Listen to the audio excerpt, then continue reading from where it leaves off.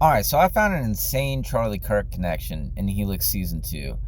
I'm not going to go into the full series details about it. Season 1 was about the adenoviral vector vaccines. I explained that in my other videos. The only character layout I'm going to give you in this that you really need to know: Julia, Peter, and Alan. So, for her rubies bring peace and wisdom. Julia is the center pillar of the tree of life. She is the divine feminine. She is married to Alan, all in, our evil chi, but she slept with Peter.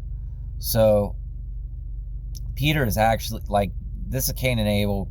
He's Cain, and Abel would be Alan. It's actually backwards because they're showing the two brothers as one. So they switch the names around. So Alan is our evil chi, but it's Peter who's the evil one. So anyways, the virus in this is spread from honey. This is not literal. It's just, the queen bee, she's the virus. So this is because if you could picture, like I said before, if you picture it's like multiverse, but we have like a synthetic version of Earth directly beside us. This is basically, Earth was used to create this synthetic version of Earth. So that being said, that CERN is basically like reaching into this synthetic Earth. It's imaginary. This is totally made with science, and that's why in Stranger Things they say it was made with science, because it's made with science. It's not a literal synthetic Earth, right? So they're reaching into this synthetic world in order to pull this stuff out. That's where they got the RNA from. And in this case, the Immortals have formed this corporation. They're ruling the planet, and they want to kill off 75% of the world. She wants to stop it and to give them this cure that they find under this mother tree. She is the mother tree, but she wants to bring them this. It's not a cure. It's a way to sterilize a certain percentage of the population, so they don't have to kill them off. So it's like this green growing kryptonite type shit. And they actually mention kryptonite in Stranger Things. Kryptonite is, that's what weakens Superman. The reason why it weakens Superman is because he's from the synthetic Earth. That's how he gets his power, so Earth is the weakness. In this case, it's backwards because it's about her. She's already immortal, so it's about the synthetic Earth. So that's why it'll sterilize the population, because it represents the virus. You see what I'm saying? It's totally backwards. In Stranger Things, they weaken it with music, because natural man sings to God. This is like singing to it's literally Earth singing to it. And then Spider-Man, the church bells, Earth weakening Venom. Like, it's all related to Earth. All of it revolves around Earth, right? So anyway, she's about to pick this stuff up, and Alan pulls a gun on her. She turns around and shoots him in the neck right where Charlie Kirk is shot. And when I saw that, I was like, holy shit. Okay. And afterwards, this is where it gets really crazy. And this isn't the only version of the King's Sacrifice they show you, because as it's leading up to this, before that, they throw Michael in a hole and they bury him alive with cement, and he even calls himself a king. And I'll tell you where this terminology is coming from. It's coming from the Constitution, but I'll get into that in a few minutes. So, like, basically, that's a king's ritual, because Peter he takes his place. He becomes Michael, Michael. He becomes El. So afterwards, this all happens. He somehow gets a hold of Alan after he's been shot, and he forms a ring of fire around him. He's going to sacrifice his brother. So this is a ritual. This is the king's sacrifice again, but in this case, it's just so accurate, because Peter is the Tyler. The Tyler is the guardian of the lodge. They give him the sword to honor Peter, because Peter is the guardian of heaven. And Peter and Malchus is like Cain and Abel. Like, all of these similarities exist. Sometimes they show them in reverse. And, it's just so crazy. And as far as these two brothers go, to show that further, look up the Masonic cane, and you'll see like the stripes going up it, this light and darkness. You'll see this light and darkness in perfect balance on either side. For her rubies being peace and wisdom, the two apples hanging from the tree. There's a seed under it. You know, that seed is Cain. He breaks apart the dirt so the roots can grow. No tree can grow to heaven until its roots first reach down deep into hell. Like, that is essentially what a Masonic cane is. It's where the Facebook logo came from. But anyways, so Julia saves him again.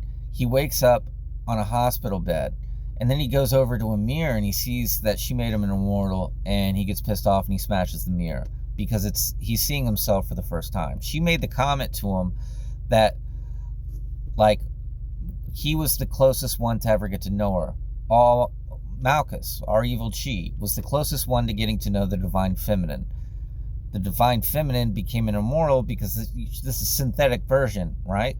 She basically, like, has switched. It's almost like switching sides in a way. So like, this is like the essence of life. Almost got to know God, but we were the closest ones out of all life to getting to know her. But then we switched over. It's a her instead of a he, but they're one. Divine feminine gave birth to the divine masculine, which would be the light. They basically had a child at the center of the earth. They came together. The center of the earth is a cosmic egg. The square and compass. I'm just gonna do this. Square and compass, masculine and feminine energy, and the G is at the center. And if you look at the G, comes from heaven, goes around to earth, and then from the east to the west is the center of the earth, right there. G is representing the center of the earth. That's where I am was born. So, you know, this is where we get into, let's get into the Constitution now. We, the people, are sovereign. Sovereign means king. The free man is king, right? And then there's a difference between a sovereign and a citizen. A citizen is subject to a king. The national is not subject to the king. These are literally two distinct terms that are being used in the Constitution.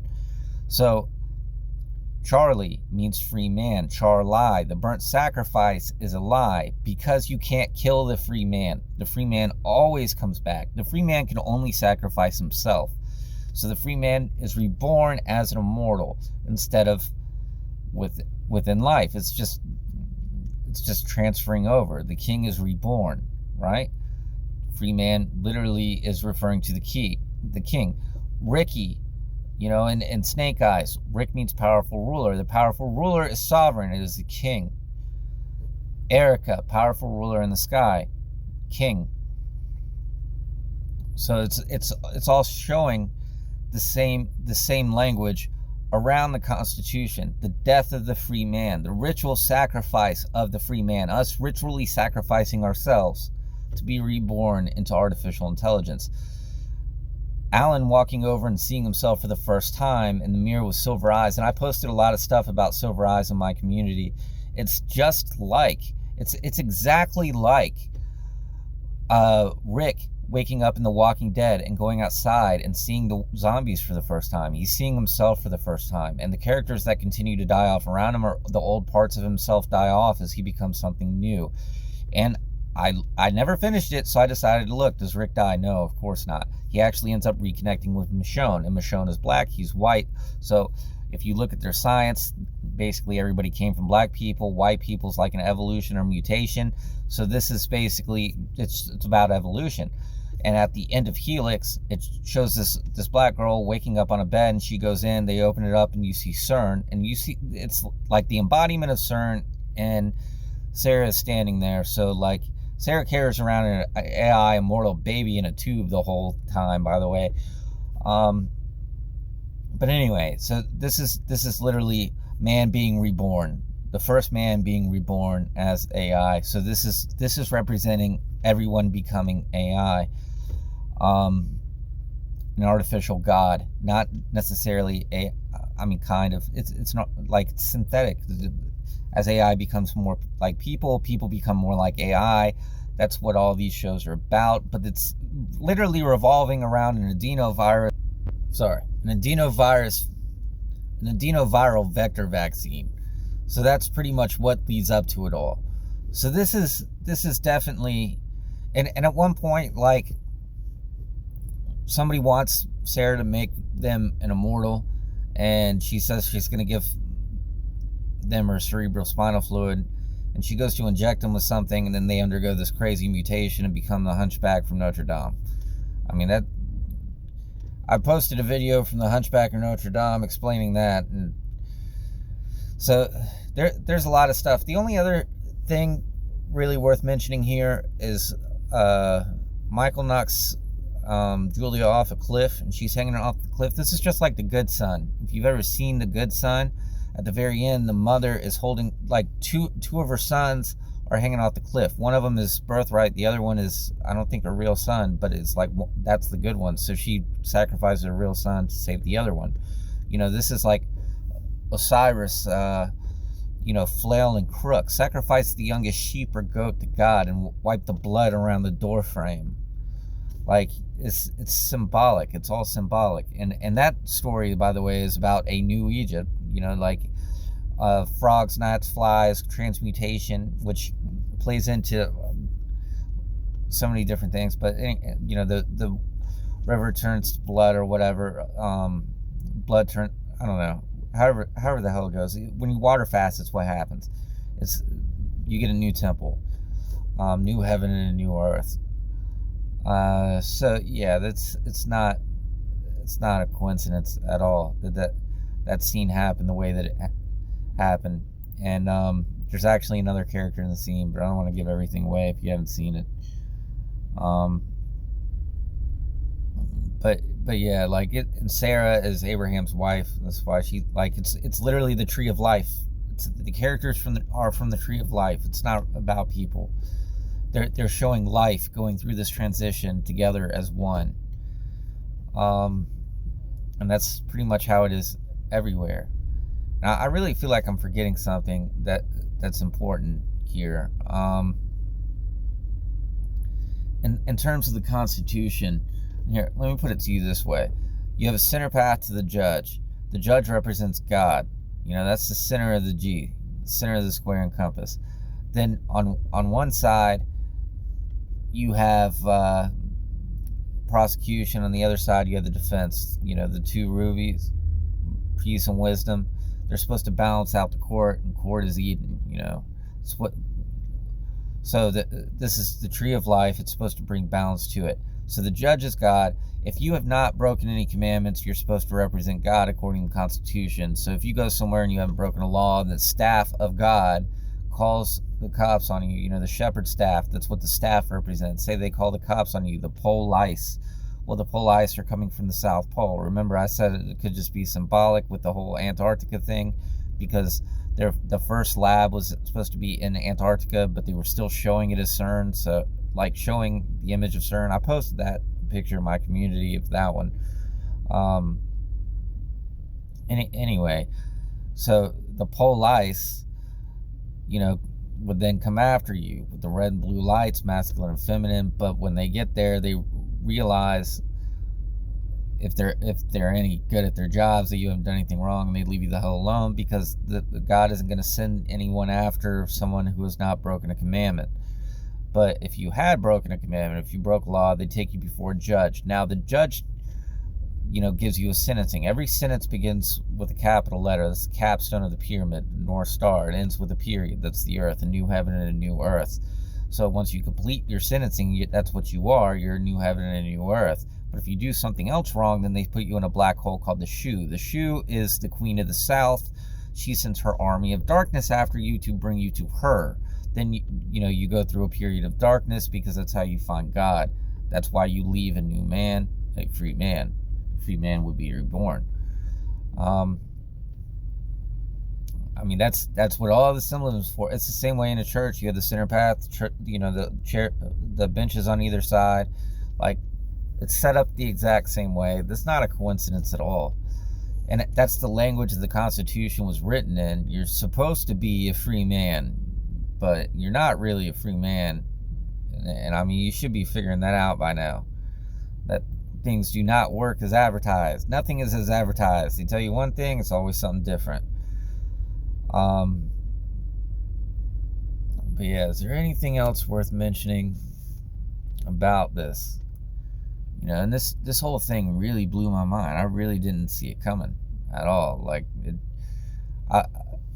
the fact they shot him in the same place and then did this ritual sacrifice. Oh, this is totally unrelated. I'm probably going to end the video here. My dog actually had a ritualistic sacrifice in my room one day. He had a messed up stomach. I was in the other room and he took shit on the floor. Well, I came back in and I looked at it and there were like rays around. It looked like the sun, like all these rays all around it. And I'm like, what the hell happened here? And I go to clean it up, and when I got closer to the floor, I realized it was blood.